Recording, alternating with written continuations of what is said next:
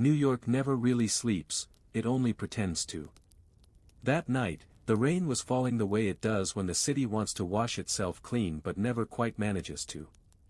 The streets shimmered in pale reflections of neon signs, and the hum of traffic blended with the occasional echo of a passing siren. Benjamin Hard walked alone, his coat collar turned up against the drizzle, a faint trace of cigar smoke still clinging to him. He had just closed another case, something about a missing heirloom and a lying husband, nothing worth remembering. What he really wanted was silence, a cup of green tea, and perhaps a few chords on his piano before sleep. But peace rarely visits men like him. His phone vibrated. Unknown number. He hesitated, then answered. Mr. Hard.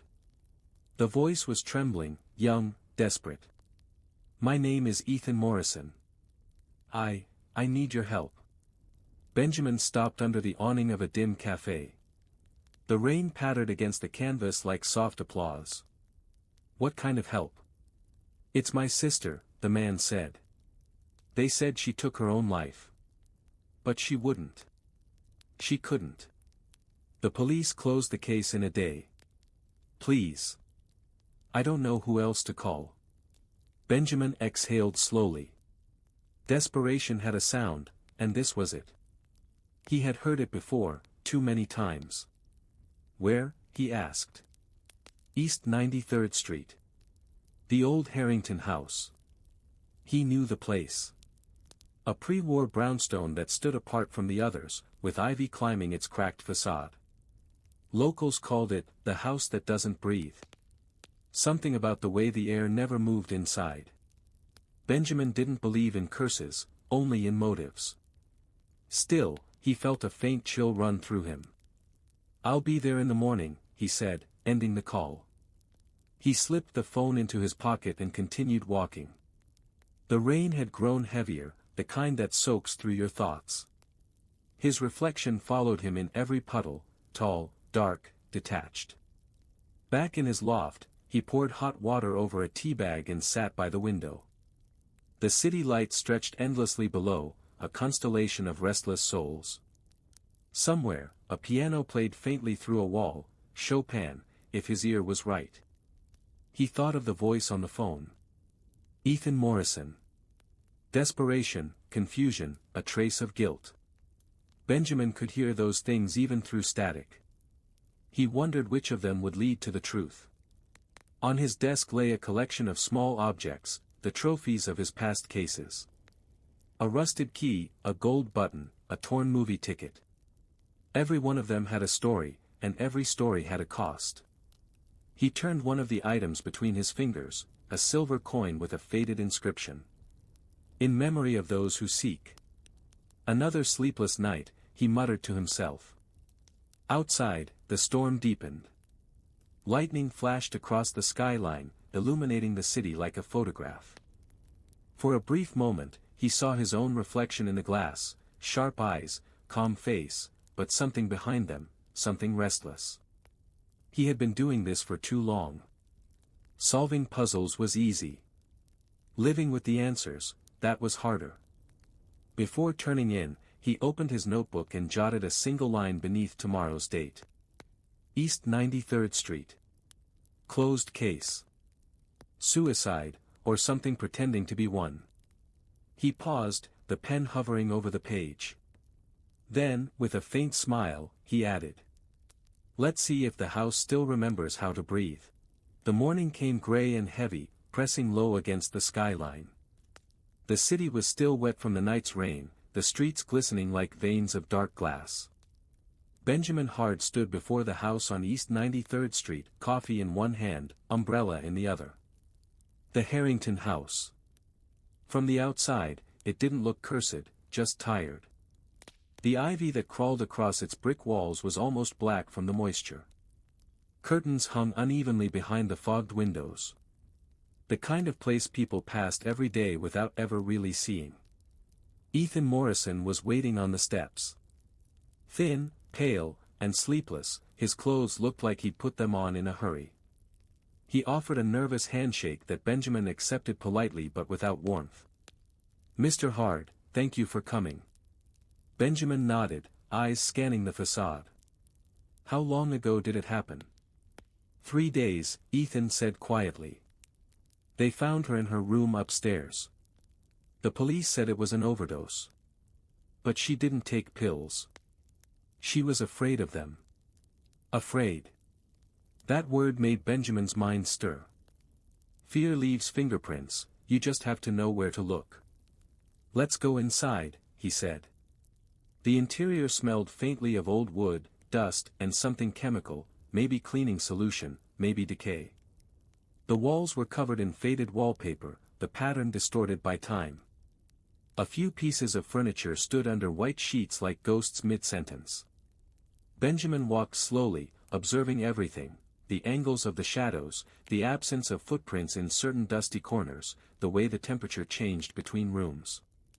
When they reached the staircase, Ethan hesitated. She's up there, he said. Hard didn't answer. He simply climbed the steps, each creak of the old wood echoing softly. The room was exactly as he expected, meticulously disturbed. The bed unmade, the curtains half closed, and in the corner, a small vanity table with a mirror. Across its surface, written in faint red lipstick, one word. Breathe. Benjamin stood still for a long moment. The air felt thick, unmoving.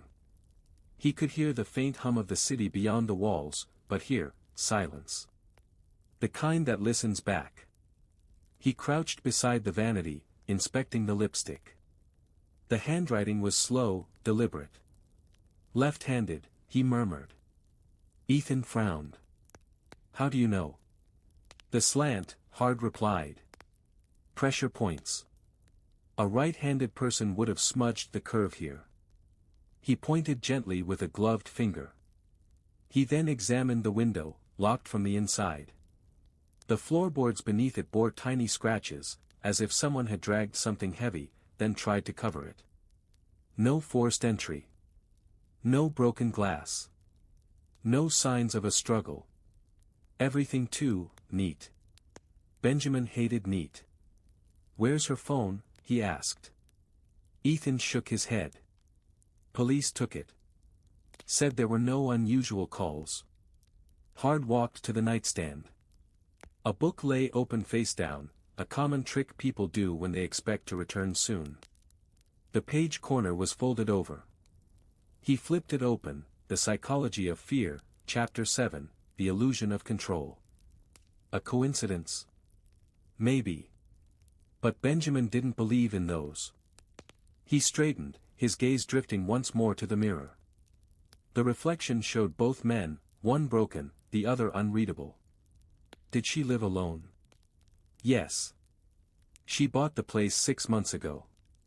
Said she liked the quiet. Benjamin allowed himself a thin, humorless smile. Quiet can be dangerous. They moved downstairs. Ethan poured 2 cups of coffee with trembling hands. I don't know what to do, he said. They already closed the case. They said I should move on. Benjamin studied him. His eyes, red, restless, carried something besides grief. Do you believe she was murdered? I know she was, Ethan replied instantly. She called me the night before. Said someone was watching her. I told her it was her imagination. He swallowed hard. I was wrong. Hard leaned back in the chair. People who imagine watchers usually start locking doors from the inside, he said quietly. And the ones who really have something to fear, usually leave a clue before they die. He looked up toward the ceiling, toward the silent room above. There was something here. Something carefully hidden behind the illusion of an ordinary tragedy. As he left, Benjamin paused at the doorway and glanced once more at the house. The air from inside followed him out, cold, almost damp, like an exhale after holding its breath too long. He turned up his collar and muttered under his breath. Let's see what secrets you've been keeping. The cafe on Lexington Avenue was almost empty that afternoon. The city outside was a blur of umbrellas and hurried footsteps, but inside, the only sounds were the soft hum of jazz and the clinking of porcelain cups. Benjamin sat across from Ethan Morrison, studying him the way a surgeon studies an X-ray, patiently, but without mercy. Ethan's hands trembled slightly as he stirred his coffee. "She was my only family, Mr. Hart. After our parents died, it was just the two of us. Claire was strong. She had her moments, but she was never suicidal. Never." Benjamin said nothing. He preferred silence, it made people feel it themselves. And Ethan did. "She was a designer," he went on. "Worked from home most of the time. Said the house gave her inspiration. But lately, she changed. Became nervous, distracted. Sometimes she'd call me at night and say she heard whispers. Like someone breathing in the walls." Benjamin's brow moved slightly. "Breathing?" "Yes. She said it felt like the house was alive. I thought she was just tired." Hard leaned back, tapping a finger against his cup. "Did she ever mention anyone? A friend, a client, maybe a doctor?" Ethan hesitated. "She saw someone, a therapist, I think. Dr. Carol Loran. I never met her." That name hung in the air for a moment, like a note struck and left to fade. Benjamin had heard it before, but couldn't place where. He took out his notebook. "You said she bought the house 6 months ago. Who sold it to her?" Ethan shrugged. "A real estate agency. I can get the papers if you want." "I do," Benjamin said simply. "And one more thing. The lipstick, the word on the mirror. Did she own that brand?" Ethan blinked. I'm not sure. She didn't wear much makeup." "Why?" "Because it wasn't hers," Benjamin said.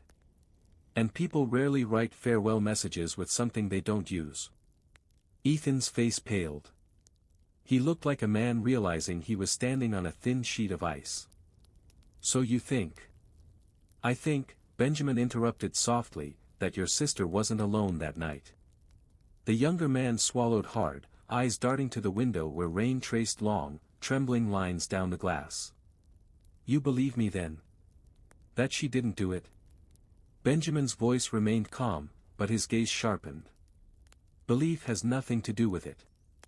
I follow evidence. Right now, all I have are fragments, but they don't fit the picture of a suicide. Someone rearranged that scene too carefully." Ethan looked up, a spark of hope and fear in his eyes. "Then we find who did it." Benjamin didn't answer.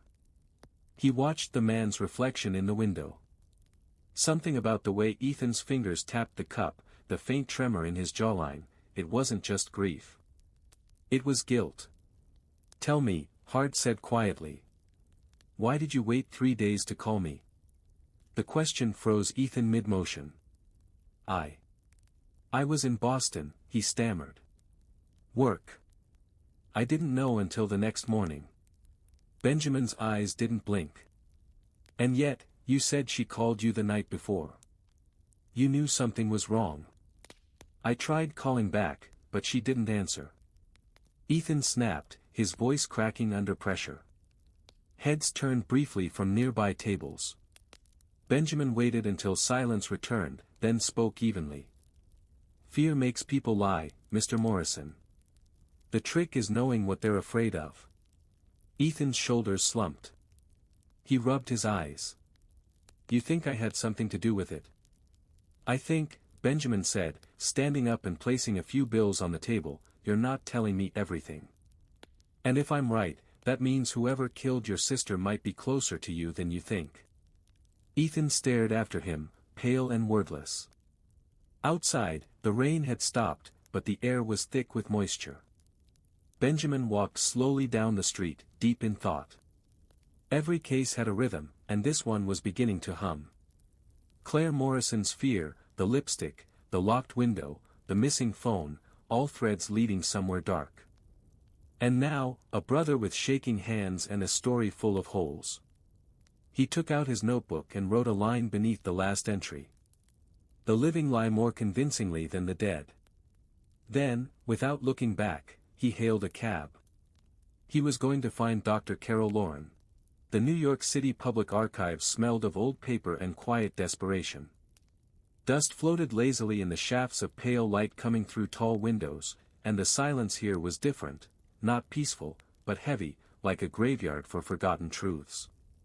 Benjamin Hard moved between rows of wooden cabinets, his gloved fingers brushing across drawers labeled property records, 1970s, missing persons, psychiatric cases. The sound of his shoes on the marble floor echoed softly, a rhythm that matched the ticking of the clock high above. He had spent the morning tracing ownership records for the Harrington house. 6 owners in 40 years. 4 of them dead. 2 missing. Every case closed quickly, quietly, conveniently. Coincidence? Not in his world. He sat down at a long oak table, unfolded a yellowed newspaper, and scanned the headlines. Local physician disappears without a trace, 1992. Dr. Harold Loran. Benjamin's eyes narrowed. The same last name. He read further. Dr. Loran was known for his controversial experiments in behavioral therapy. Neighbors reported strange noises from the basement of his home on East 93rd Street. Police found no evidence of foul play. The article ended there, clean, polished, incomplete. Just the way someone wanted it. Hard leaned back in his chair, the gears in his mind turning. So, the house once belonged to a doctor, one who vanished. And now, decades later, a woman dies there under psychological circumstances. A pattern of minds, not murders. He pulled another file, a death certificate from 2008. Margaret Keller. Cause of death, cardiac arrest. Age, 32. Location, same address. Benjamin tapped his pen thoughtfully. A young woman, a doctor obsessed with fear, and now a new victim with a word written on her mirror, breathe. He whispered it under his breath. The word felt like more than a message, it felt like a command. At the next table, an elderly archivist looked up from her catalog cards. Looking for something specific, Mr. Hard? Benjamin offered a polite smile. Just ghosts, ma'am. Her wrinkled face creased into a faint grin. You won't find them in the paperwork. They live between the lines. He nodded. That's where I always look. An hour later, Benjamin stepped out into the pale sunlight of late afternoon. The city had changed color, from gray to the faint gold of early evening. He hailed a cab and gave the driver a name he hadn't spoken aloud yet. Dr. Carol Loran. The address led him to a modern glass building near Central Park, a clinic specializing in trauma recovery. The receptionist, young and polite, typed the name into her computer, then frowned. I'm sorry, sir. Dr. Loran resigned 3 weeks ago. No forwarding address. Resigned? Benjamin asked calmly. Did she leave suddenly? The woman hesitated. She said she was taking a break. Something about needing distance from her patients. Distance from her patients. That phrase lingered unpleasantly in Benjamin's mind. He left his card on the counter. If she contacts the clinic, call me. Outside, he leaned against the railing and took a slow breath. Pieces were moving now, not fast, but purposefully. He took out his notebook and flipped to the page marked Loran. Beneath it, he wrote. Harold Loran, vanished, 1992. Carol Loran, therapist, missing, 2025. Same house. Same word, fear. For a long time, he watched the people passing by, faces tired, absorbed, each carrying invisible burdens. Fear was the city's most common language. Everyone spoke it, few admitted it. He turned up his coat collar and started walking back toward his office. The sun was setting, casting long shadows across the pavement. When he reached his building, a small envelope was waiting under his door. No name, no stamp, just his address written in shaky cursive. Inside, a single photograph. The mirror from the Harrington house. The word breathe circled in red ink. And at the bottom, scribbled hastily in the same hand. You're not the first to look for me, Mr. Hard. Benjamin stared at the photo, a slow smile forming at the corner of his mouth. He poured himself a cup of green tea, sat by the window, and let the city's noise fade into the background. The game had just begun. Morning sunlight filtered weakly through the blinds of Benjamin Hard's loft, painting pale stripes across the piano and the half-empty cup of green tea beside it. The photograph from last night lay on his desk, the mirror, the word breathe, and the taunting message beneath. He had seen arrogance before. But this was personal. Benjamin slipped the photo into a folder and headed out, coat perfectly pressed, expression unreadable.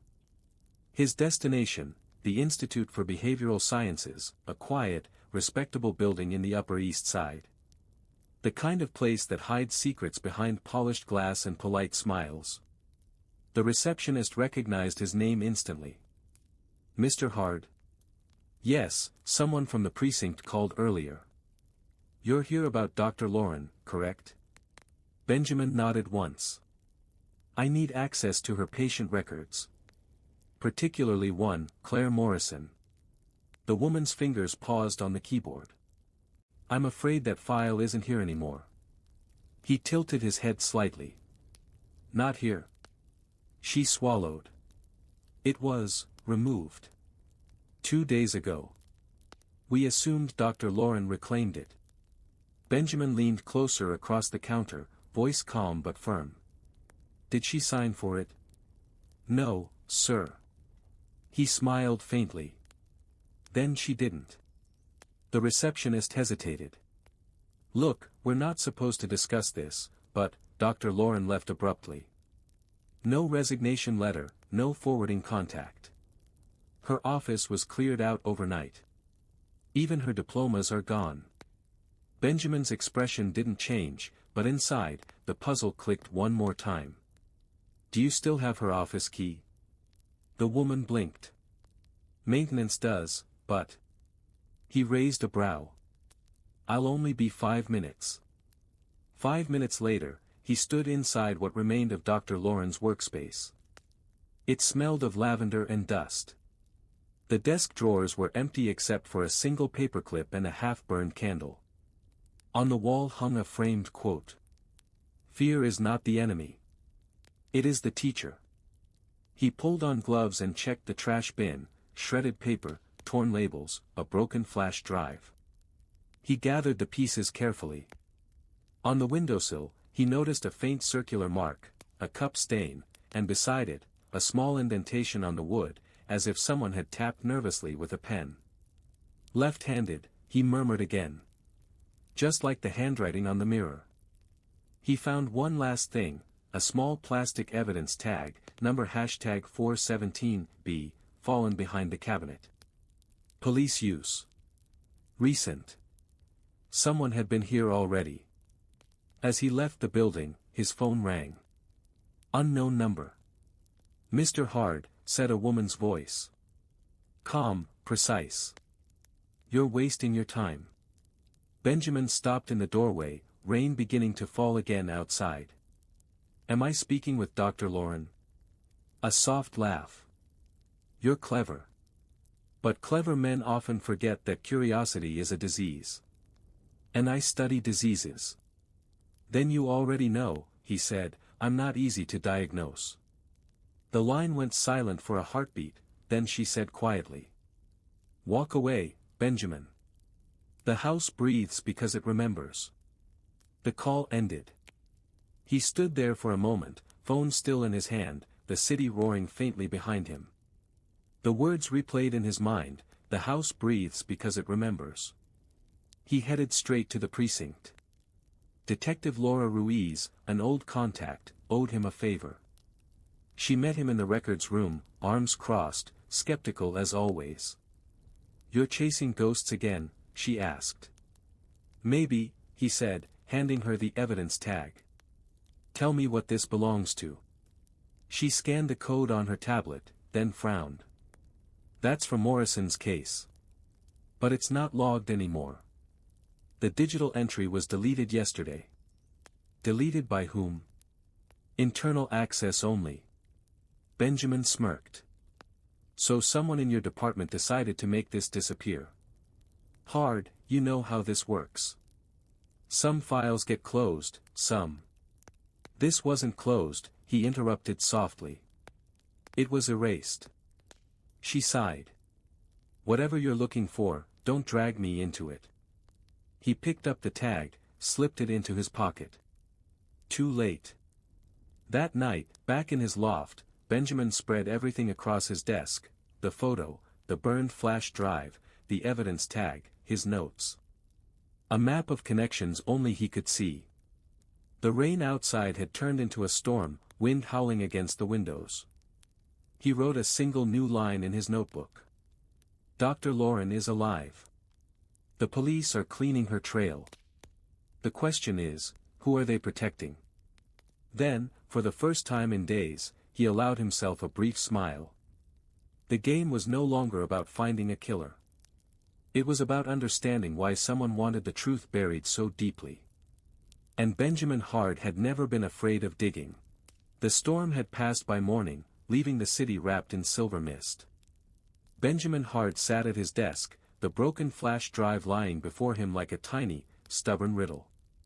He'd spent half the night repairing its connector with a precision only obsession could fuel. Finally, the computer recognized it. A single hidden file appeared, rec_001.mov. He double-clicked. The screen flickered, static, then the faint view of a dimly lit bedroom. A woman's reflection in a mirror. Claire Morrison. She looked exhausted, eyes hollow, lips trembling. She was speaking, but the audio was distorted, only fragments could be made out. If anyone sees this. I can't, he's watching me. Benjamin leaned closer. Behind her reflection, in the darkness of the room, a faint silhouette moved. Too tall to be hers. She turned suddenly, the camera shook, and the recording cut to black. He replayed it 3 times, noting every flicker, every shadow, every whisper of movement. On the 3rd run, he noticed something no one else probably would have, a date stamp in the corner, 1 day after her recorded time of death. Someone had filmed her after she supposedly died. He exhaled slowly. So the dead do talk, he murmured. At noon, Benjamin drove to the Morrison house once more.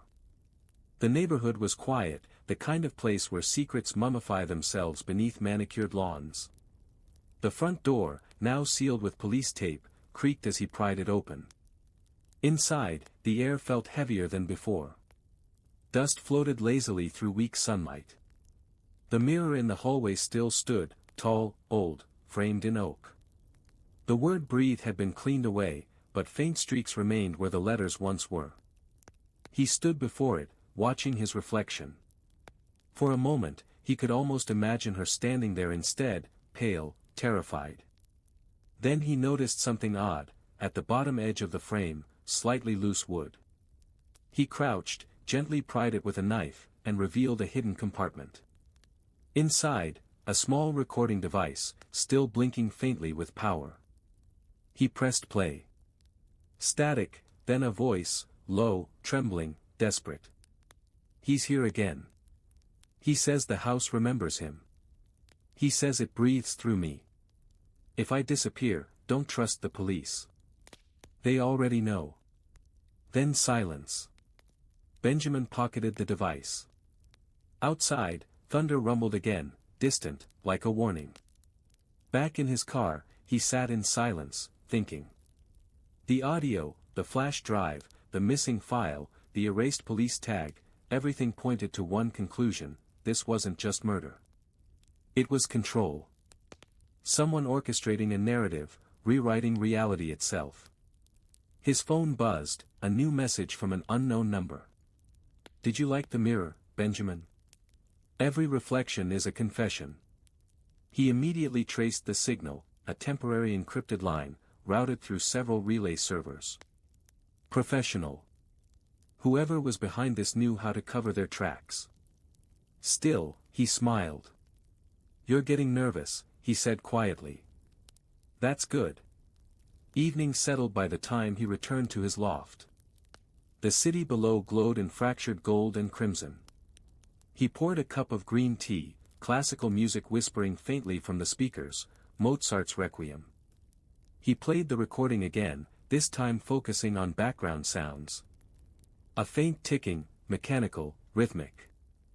Not a clock. Too precise. He ran an audio filter, isolating the frequency. It matched an old type of security system, one used in psychiatric facilities during the 1990s. Dr. Loran's field.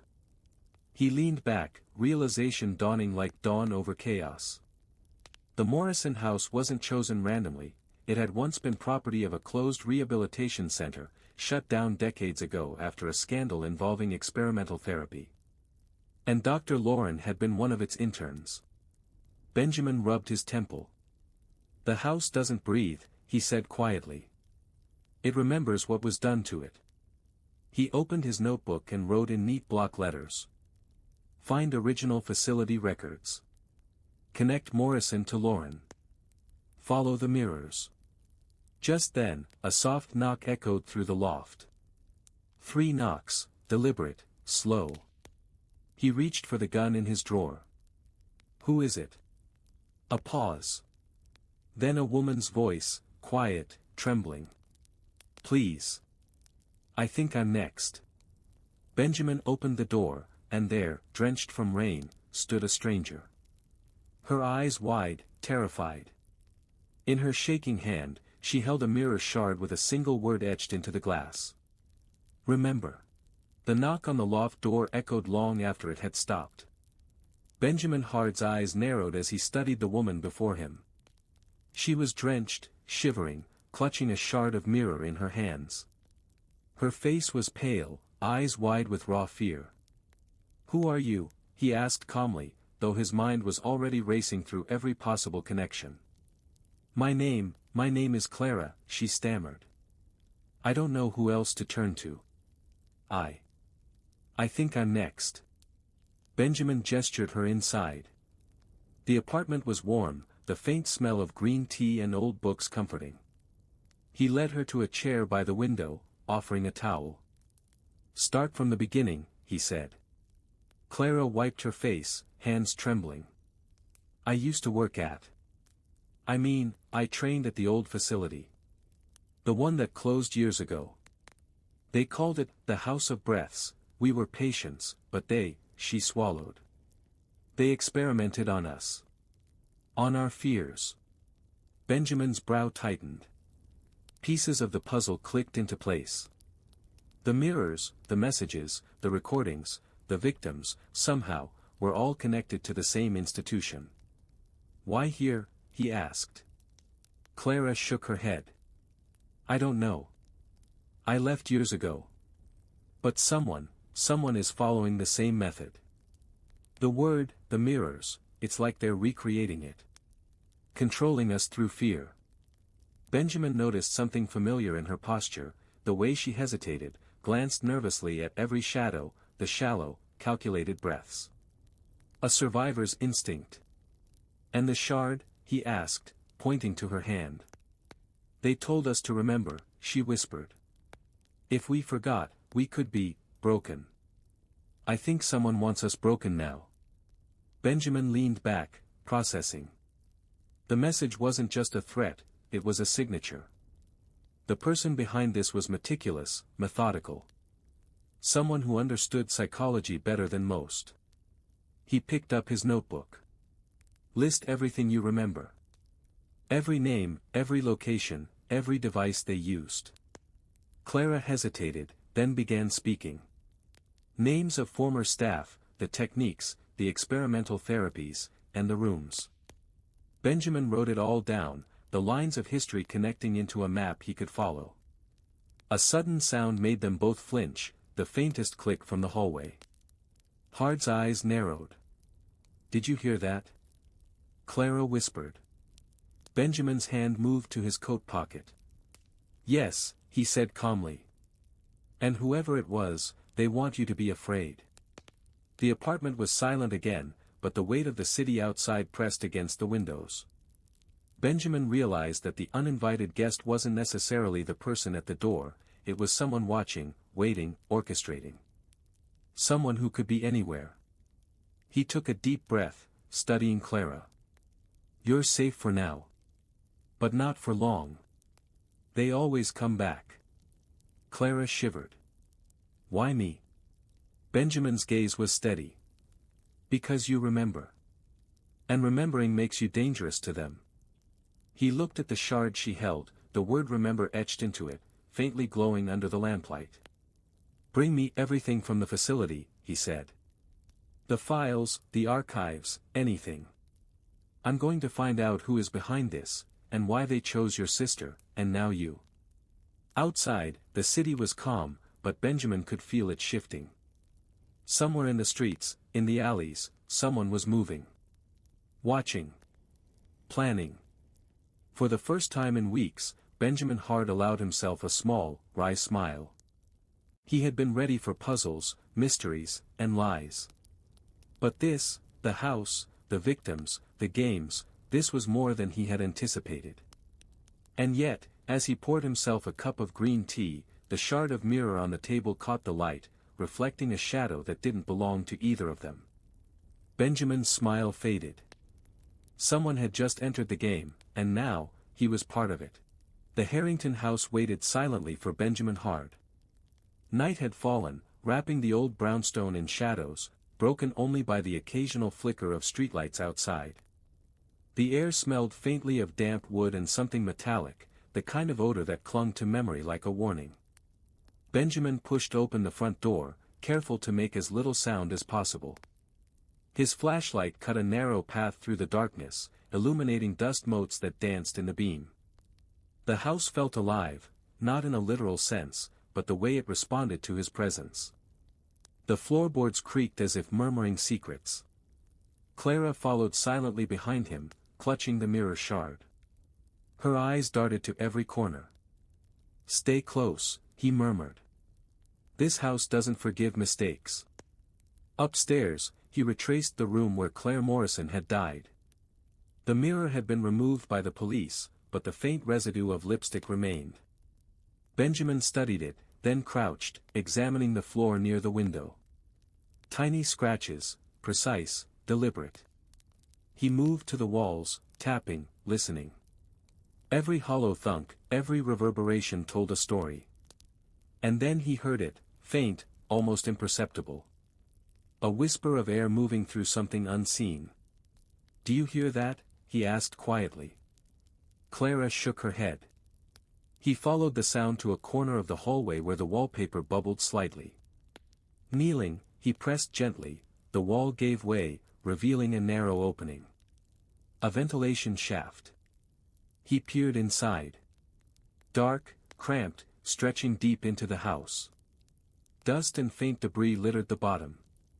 He could feel the air moving subtly, the house breathing. "Everything's connected," he whispered. "Every room, every wall, every shadow." He slid inside, flashlight in hand. Clara hesitated, then followed. The shaft led to the basement, cold, damp, smelling strongly of mildew and chemicals. Benjamin's eyes adjusted quickly. There it was, a hidden laboratory. Old equipment, glass beakers coated in dust, shelves lined with journals and photographs of past patients. Among them, he saw familiar faces, Claire Morrison, Margaret Keller, and several others, all marked with notes in precise handwriting. Benjamin flipped through a journal. Detailed notes on fear experiments. Techniques for manipulation. Psychological profiles. Everything pointing to a deliberate system, not random killings, but orchestrated control. Clara gasped. They used us like lab rats." Benjamin didn't answer. He focused on the journal, noticing one recurring symbol, a circle with a dot in the center, drawn next to every entry where the mirror was mentioned. Someone had meticulously documented fear for decades. And now, it had moved beyond the old facility. He traced his finger along the shelf. A faded envelope slid out. Inside, blueprints of the house, indicating hidden compartments, the ventilation system, even a secret passage leading to the attic. This house, Benjamin murmured, was designed to trap the mind. Clara swallowed hard. But why now? He didn't answer immediately. Instead, he examined the blueprints, then looked at the shard of mirror in her hands. Reflections, messages, recordings, all carefully orchestrated to control perception. Someone had returned to finish what had been started decades ago. Benjamin rose, flashlight in hand. The walls seemed to whisper again, almost imperceptibly, carrying faint echoes of past victims. He understood now, the house didn't just hold memories, it taught them. Fear left imprints. The house remembered. He glanced at Clara. "We need to find her," he said. "The one controlling this. If she's still alive, she's hiding in plain sight." Outside, the wind picked up, rattling the windows. The city slept unaware, but inside these walls, the past was alive, breathing, waiting. Benjamin smiled faintly, almost grimly. Time to see who's been pulling the strings. Benjamin Hart had followed the threads of the past, piecing together decades of hidden experiments, missing files, and whispered warnings. Yet nothing could prepare him for what awaited in the abandoned building on the west side, the temporary hideout of Dr. Carol Loran. The night was still, the streets empty except for the occasional passing cab. Benjamin's coat flapped lightly in the wind as he approached the nondescript doorway. Inside, the air smelled faintly of antiseptic and damp wood, the same scent he remembered from the old facility. He moved cautiously, flashlight cutting through the darkness. Every step echoed against bare walls. Then, a soft voice. "You're persistent, Mr. Hart." From the shadows emerged a tall figure. Carol Loran. Her hair tied back neatly, eyes sharp and calculating, yet a faint trace of exhaustion lay beneath her professional mask. She held a small mirror shard in her hand, the word "remember" etched along the edge. Benjamin didn't flinch. "Dr. Loran. I've been looking forward to this conversation." She smiled faintly, almost regretfully. "I suppose. But what makes you think you can understand what's happening here?" "I don't need to understand your excuses," he said evenly. "I need to know why Claire Morrison, Margaret Keller, and now others, were targeted. And why the police files were erased." Carol's eyes hardened. "You think this is just about them? This is about control. About memory. Fear teaches, and those who forget become weak. They need to remember." Benjamin's gaze narrowed. "So you've continued the experiments. Using mirrors, recordings, the house itself, orchestrating fear decades after the original facility closed." Her expression softened, almost wistful. "It was never meant to harm. The House of Breaths was a place to train resilience. The mind is fragile, Benjamin. Most people waste it. I only wanted to preserve it." "Preserve it by killing people?" he asked. "By manipulating them into terror?" Carol sighed. "Not kill. Guide. Shape. Fear is a tool, and you, of all people, should understand tools. You used your mind to solve puzzles, didn't you? So do I." Benjamin's hand hovered near his coat pocket. "And the recordings? The mirrors? The messages? That's more than guidance." "Yes," she admitted, finally dropping her mask. "Some lines were crossed. One death was unexpected. Claire Morrison," she panicked. "The system failed. And I lost control." He leaned forward, voice cold. "And now? You're back, finishing the experiment." Carol hesitated. "Not exactly. I'm here to protect it. The house remembers, Benjamin. The house chooses who learns its lessons." Benjamin's mind raced. Everything, the erased files, the recordings after Claire's death, the hidden lab, the ventilation shafts, all made sense. She was not just a doctor. She was the architect of the house's memories. He took a deep breath. You've manipulated people for decades. You've made fear an art form. And now, you're back to ensure no one forgets. Carol nodded. Exactly. And you were always part of the system, Benjamin. Your early case, the one that started your reputation, intersected with mine. Unknowingly, you've been tracing the same patterns I left behind. Benjamin's eyes narrowed. His intuition had never failed. So this was personal all along. She smiled faintly. Not personal, inevitable. The house remembers those who notice. And now, it has noticed you. Benjamin's jaw tightened. Then I guess the question is, do you trust the house to judge me, or do I take the choice out of its hands? Carol's smile faded.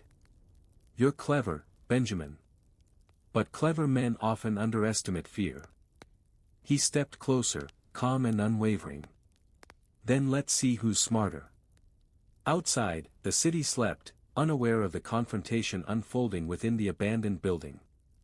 But inside, two minds collided, one seeking control, the other justice. And the house, silent, breathing, watching, waited to see who would bend under its weight. The abandoned building was quiet, almost reverent, as Benjamin Hard faced Dr. Carol Loran for the last time. The air smelled of old wood, dust, and faint antiseptic, a reminder of every secret this house had absorbed over decades. Carol's eyes followed him with a mixture of curiosity and calculation. You've come far, Benjamin, she said softly. Do you understand yet? The house is not merely a building.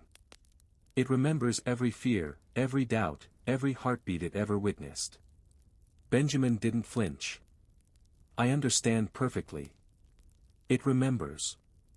And it's left a trail of mistakes, of lives manipulated, of victims who didn't deserve this.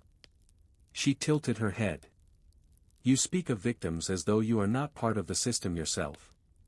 The first case you solved, you touched the edge of the house's influence. You were involved before you even knew it. Benjamin's jaw tightened. He had long suspected this connection, but hearing it confirmed made the stakes sharper. Maybe. But I choose how far I go now. And I intend to end this, for the living. Carol's lips curved into a faint, almost sad smile. You think you can control fear? Fear is older than us both. You can only confront it, not command it. He moved closer, studying her eyes. Then I'll confront it. I'll confront you. A faint sound behind him made Benjamin glance up. The ventilation shafts, the hidden lab, the mirrors, all seemed to stir, as if the house itself acknowledged his words. Carol suddenly moved, briskly, reaching for a hidden panel in the wall. Benjamin anticipated it, stepping quickly, blocking her motion. Their eyes locked, a clash of wills, intellect, and experience. You've been manipulating everyone for decades, he said evenly. But this ends tonight. Her expression shifted, shock, then resignation. She didn't argue. Instead, she reached into her pocket and retrieved a folder. Everything you've been searching for, the original files, the patient records, the experiments, it's all here. I preserved it. Benjamin's eyes narrowed. Why? Because someone had to, she said quietly. Because if I destroyed it all, the house's memory would vanish. And the lessons are important. He took the folder, flipping it open. The files detailed every experiment, every mirror, every victim. The house's pattern, its systems, its methods, everything documented meticulously. You're giving me the truth, he said. Yes, she whispered. But understand this, the house never forgets. Even after I leave, it will remember. It will remember fear. It will remember those who defy it. Benjamin closed the folder carefully. Then I'll make sure it remembers correctly, as a warning, not a weapon. Outside, the wind howled faintly, rattling the windows. Benjamin looked around the abandoned building once more. The mirrors, the vents, the hidden rooms, all silent, but alive with memory. He turned to Carol. "You will answer for your actions. But the house, it stays. It remembers. And anyone who comes after will learn its lessons through the records you left behind." She nodded, almost peacefully. "I understand. And you? Benjamin Hard, you are what it respects most. The mind that notices." He left the building, stepping into the quiet night. The city lay around him, unaware, indifferent. But Benjamin felt the weight of every secret, every fear, every echo the house had stored over decades. Back in his loft, he poured himself a cup of green tea and placed the shard of mirror on his desk, reflecting the dim lamplight. He opened his notebook, writing a final line. "The house remembers. And so will we." He leaned back, letting the music play softly. The case was closed, but the memory of fear, the lessons of the house, and the shadows of its past would linger. And somewhere, deep within the walls of the Harrington house, a faint whisper echoed. "Breathe, and remember." Benjamin smiled faintly, finishing his tea. Some puzzles never truly ended, and perhaps that was the point.